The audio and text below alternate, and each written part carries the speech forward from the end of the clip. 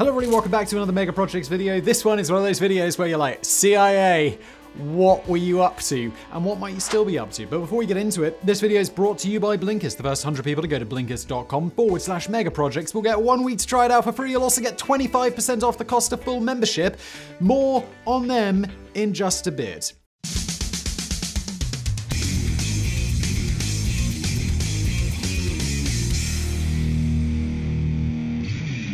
The Cold War was a bizarre period in many ways. Two global superpowers locked in conflict without ever actually trading blows, spurned on by their relentless pursuit of apocalypse-heralding weapons. Spies openly operated in both countries, but were tolerated because the other side was doing exactly the same thing all the time and to insane levels. But while the world may at times have felt on the brink of war, the reality was that the US and the Soviet Union pushed themselves to a stalemate fairly early on. A full-scale global conflict was always unlikely, with the two nations instead choosing to test each other's mettle with a wonderfully outlandish array of devious plots, propaganda tools, and faux diplomacy. Both sides, it would seem, would stop at nothing to gain the upper hand, and they didn't come any stranger than the Stargate project. Disappointingly, not about wormholes to other worlds, but about psychics. Really, this is true. It's not April Fool's. For this video, I'm gonna ask you to leave your reasoned mind at the door. Do we have to? The story of the CIA-led attempt to read minds that began in the 1970s will sound entirely ludicrous to some, including your boy here. The fact that it continued for 25 years and included the fantastical tale of people projecting their minds to Mars over 1 million years in the future will either cement the lunacy for some or utterly fascinate others. I mean, it's both. It's utterly fascinating and entirely insane, both at the same time. There are times when the story I'm going to tell you appears to veer into the make-believe worlds, but this is all true. Not only that, it was a project that the most powerful country in the world saw fit to pump millions of dollars into, as well as multiple decades. Was it all absurd sci-fi ramblings on par with a Scientology Christmas get-together? Or was there really something going on here? I'll let you decide. I won't. Will I? Will I? This was clearly nonsense.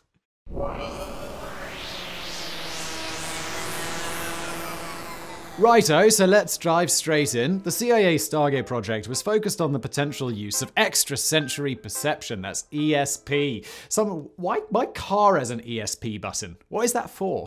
Sometimes described as the sixth sense, ESP attempts to gather information not through traditional physical senses, smell, sight, and hearing, but rather sensed with the mind. This might include the power to read somebody's thoughts, telepathy, future predictions, and the ability to remotely view a place or time without actually being there. While substantiated science has failed to prove the existence of ESP, it remains hugely popular around the world for God knows what reason. Psychics are still doing a roaring trade around the world because human beings are just desperate for a glimpse into the future. But towards the end of the 20th century, and in particular in the United States, psychics became increasingly used by the police when investigating a disappearance or murder and have hit a brick wall. Now at this point, you might be questioning your choice of video. Honestly, I'm questioning my choice to get this script made, but bear with me. As much as we'd love to conveniently dismiss these stories as utter lunacy, there's no denying that sometimes it actually works. But let me just reiterate that word, sometimes. And let me just add that that's just chance. They do it many times. It's going to happen eventually.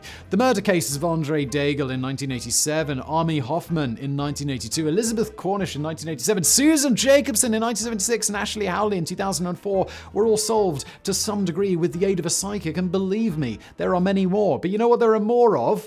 Ones that weren't solved by bloody psychics. But let's be honest, for every success, and I know finding a dead body is a strange kind of success, there were countless failures.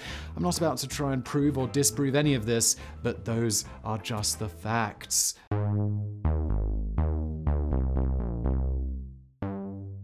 As I mentioned earlier, the Soviets and Americans quickly found themselves in a stalemate during the Cold War. Battle lines had already been drawn, countries had been swayed by dodgy promises or outright political meddling, and both countries, now and again, exchanged a few spies who had been caught in the act. But the charade had to go on. I mean, how else are you going to keep power and retain control of a fearful nation? And it was here that we saw the first tentative steps into ESP research done by both the Americans and also the Soviets. Detail on the Soviet project is hazy at best. We know a lot about the Stargate project because of a massive declassification and document dump on the internet in 2017, but the Russians are far more guarded than that.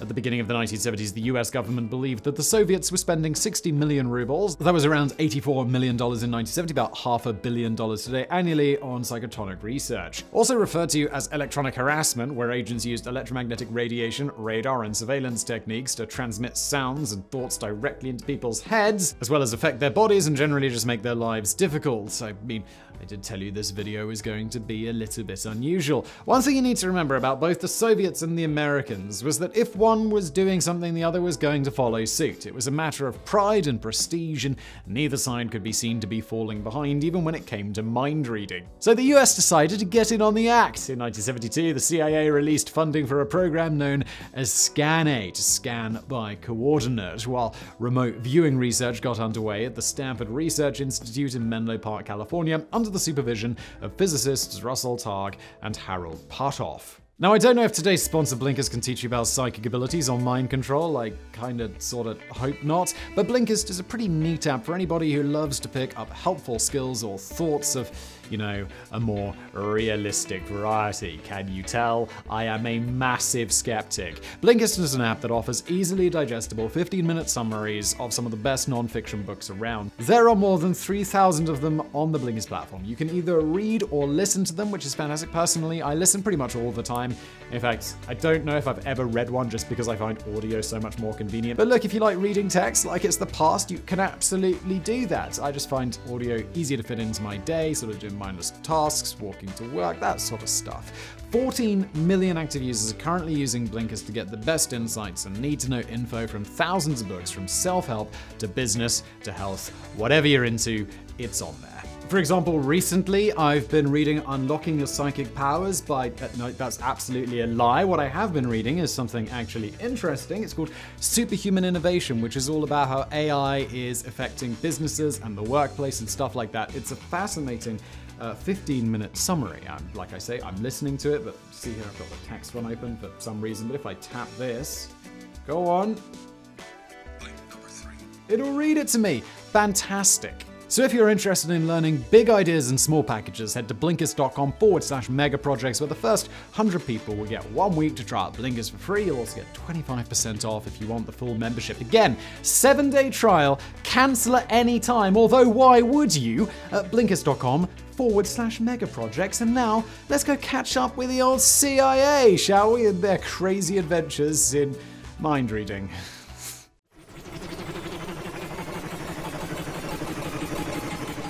Let me just say right from the get-go that while there were undoubtedly successes, findings from SCAN-8 and the remote viewing research have been constantly criticized ever since, including right now. Much of the work was top secret, which kind of makes peer review a little bit difficult. That being said, in 1975, the CIA made this quite astonishing assessment. A large body of reliable experimental evidence points to the inescapable conclusion that extrasensory perception does exist as a real phenomenon. The work at SRI, using gifted individuals, has achieved some convincing and striking demonstrations of the existence of paranormal perception, and has demonstrated, perhaps less convincingly, the possible existence of psychokinetic influences upon sophisticated physical instrumentation. So, what was it that made the CIA so sure about the existence of extrasensory perception?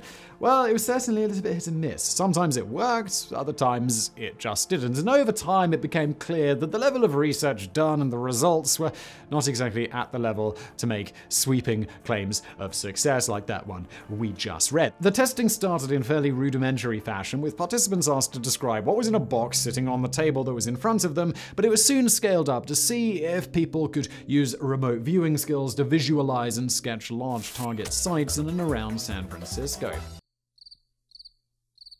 One famous visitor to the Stanford Research Institute was the spoon-bending phenomena Uri Geller. Now that's probably a name familiar to many of you, and impressions of him tend to range from the idea that he's a complete fraud, yeah, allegedly, to some kind of psychic superhero. His role in the research was said to be extensive, ranging from simple mind projections of an image to apparent matters of national security involving nuclear weapons and experimental technology. But all of this was called into question when Ray Hyman, professor of psychology at the University of Oregon, was asked to do an independent review in which he accused Geller of being a complete fraud, which led to Russell Targ and Harold Patoff losing their government contracts. But the program persisted, and despite the CIA backing out, the Army and Defense Intelligence Agency took up the mantle, and in 1977, the Gondola Wish program was started to evaluate potential adversary applications of remote viewing. The following year, it became an operational program in its own right under the name Grill Flame. Best name ever, based at Fort Meade in Maryland. What? They come up with the most epic names for these projects.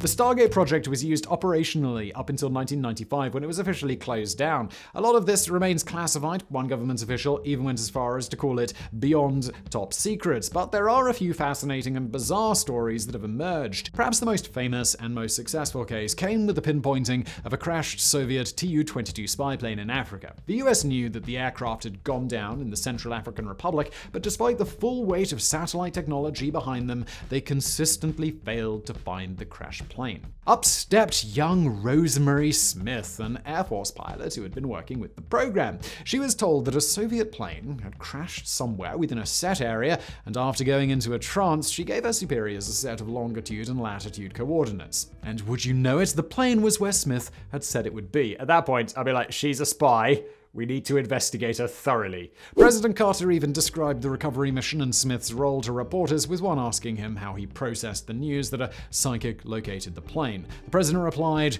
with skepticism. Good man. Another case involved Angela Della Fiora Ford, who, in 1989, was asked to help track down a former customs agent on the run. She concluded that the man was hiding in Lowell, Wyoming. Shortly after, the man was apprehended about 100 miles west of not Lowell, Wyoming, but Lovell, Wyoming. So she got the town wrong, and also she got 100 miles wrong. Joseph McMoneagle, an Army veteran, claimed to have been involved in 450 missions between 1978 and 1984, ranging from helping the Army locate hostages in Iran to pointing CIA agents to shortwave radio concealed in the pocket calculator of a suspected KGB agent captured in South Africa. Another notable incident came when he was asked to look inside a mysterious industrial building near the Arctic Circle in Russia. He said he imagined himself drifting down into the building and came face to face with a massive twin-hulled submarine. Later, satellites appeared to confirm the find with images of the large double-hulled Typhoon submarine stationed at the shipyard.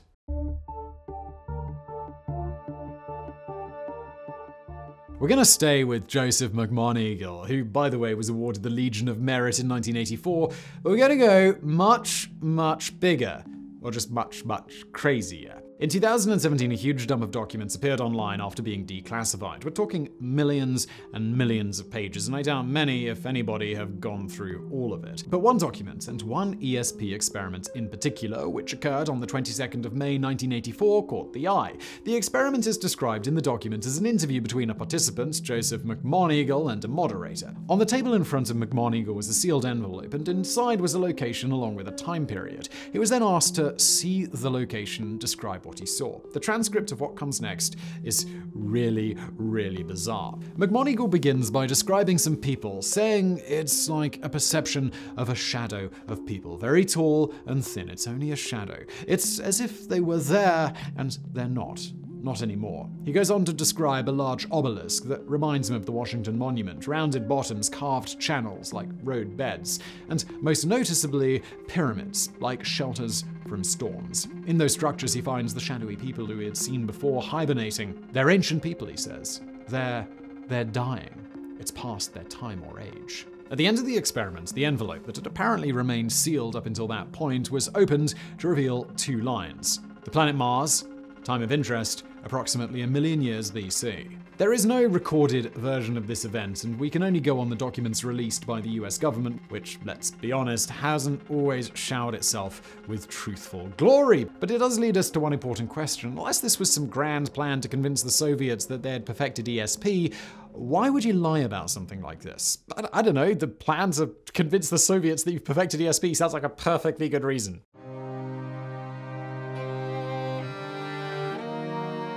In 1995, the entire project was again handed over to the CIA, who immediately carried out a thorough assessment of the entire program. But even this was strangely inconclusive. Ray Hyman, who you'll remember helped torpedo Yuri Geller 2 decades prior, was again involved in the evaluation. Again, his findings were fairly scathing, but these were in contrast to those of parapsychologist and statistics professor Jessica Utz, who claimed the results were evidence of psychic functioning.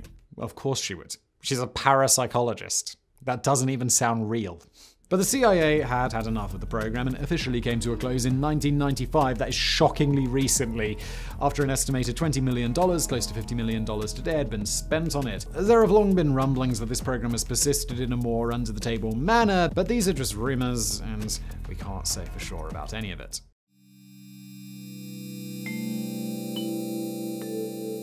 This is truly a bizarre story that doesn't really come to a nice, convenient conclusion. You would have to be completely deluded to blindly believe all this, as any sort of evidence is painfully lacking. The Stargate project has regularly been accused of allowing cues or sensory leakage to be involved in the experiments. Very little of it was ever replicated, which is kind of important when it comes to science. And as I mentioned earlier, the nature of it all made peer reviewing it next to impossible. Then there's the potential conflict of interest to take into account, with investigators often desperate to prove their own theories. I mean, they've got big, fat government contracts on the line. Most legitimate scientists will point out that next to no reliable scientific evidence for the legitimacy of remote viewing has ever been attained, despite many years of work trying to do just that. Lastly, there is the absurdity of it all. Reading minds and seeing into buildings thousands of miles away, it just kinda sounds like absolute nonsense, doesn't it?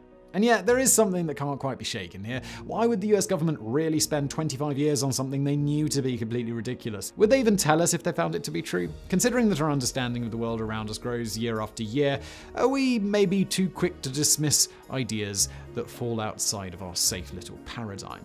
Who knows? This is the kind of story that stirs emotions on both sides. Those who believe in this kind of thing and those who might generously describe it as a little out there. The Stargate project might be one of the most surreal programs that any government has ever undertaken. But for 25 years, it was used and implemented at the very highest levels. Those are all the facts we have, and how you perceive them, well, that's up to you. So I really hope you found that video suitably bizarre. If you did, please do hit that thumbs up button below. Don't forget to subscribe. Please do check out our wonderful sponsor, Blinkist, who I'm linking to below. And thank you for watching.